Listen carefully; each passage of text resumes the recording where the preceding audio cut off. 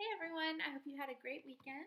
So, remember on Friday where we left off, Dorothy and her friends were talking to the Great Oz, and he said that he would only help them if they kill the Wicked Witch of the West.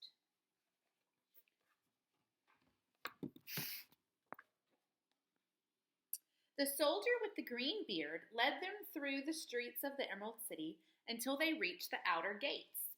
The guardian unlocked their spectacles and put them back in his box. "Which road leads to the Wicked Witch of the West?" asked Dorothy. "There is no road," answered the guardian of the gates. "No one ever wishes to go that way." "Then how are we to find her?" inquired the little girl. "That will be easy," replied the man, "for when she knows you are in the country of the Winkies, she will find you and make you all her slaves." "Perhaps not," said the Scarecrow, "for we mean to destroy her."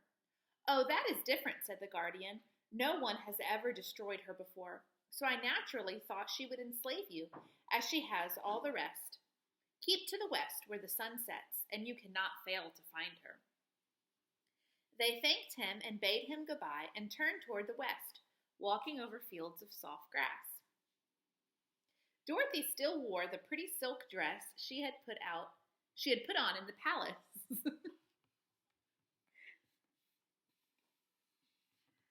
But now, to her surprise, she found it no longer green, but pure white. The ribbon around Toto's neck had also lost its green color and was as white as Dorothy's dress. The Emerald City was soon left far behind. As they advanced, the ground became rougher and hillier, and the ground was untilled. In the late afternoon, the sun shone hot in their faces, for there were no trees to offer them shade, so that before night Dorothy and Toto and the lion were tired and lay down upon the grass and fell asleep, with the woodman and the Scarecrow keeping watch.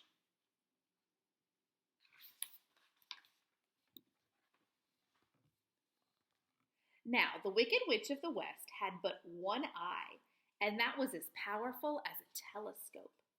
So, as she looked out from her castle and saw the little company in her country, the Wicked Witch became very angry, and she blew upon a silver whistle. At once there came to her a pack of great, fierce wolves and a flock of wild crows, enough to darken the sky. "Go to those people," said the witch to the wolves and the crows. "Peck out their eyes and tear them to pieces."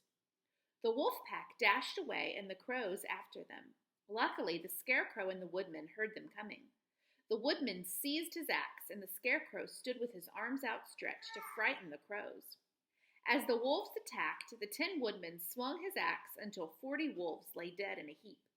The Scarecrow caught the birds by the neck and twisted them until the 40 crows lay dead in a heap. The next morning they started again upon their journey. Now, this same morning the Wicked Witch looked out with her one eye and saw all her wolves and crows lying dead, and this made her even angrier. So she blew her silver whistle again. Straightway a swarm of black bees came to her.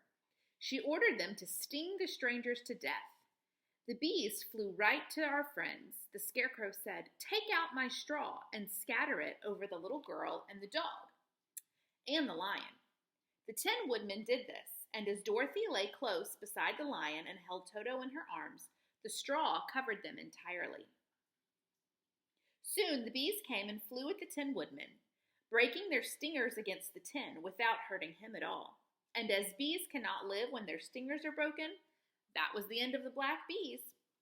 Dorothy and the lion got up and helped the Tin Woodman put the straw back into the Scarecrow again. The Wicked Witch was furious when she saw her bees in little heaps like fine coal. She couldn't understand how her plans to destroy these intruders had failed. So she made up her mind of what to do. She had a charmed golden cap. Whoever owned it could command the winged monkeys 3 times. The Wicked Witch had used 2 orders already, but she saw no other way to destroy Dorothy and her friends. So she took the cap and spoke the charm. The sky darkened and a low rumbling was heard. There was a rushing of many wings, a great chattering and laughing, and the witch was surrounded by a crowd of winged monkeys.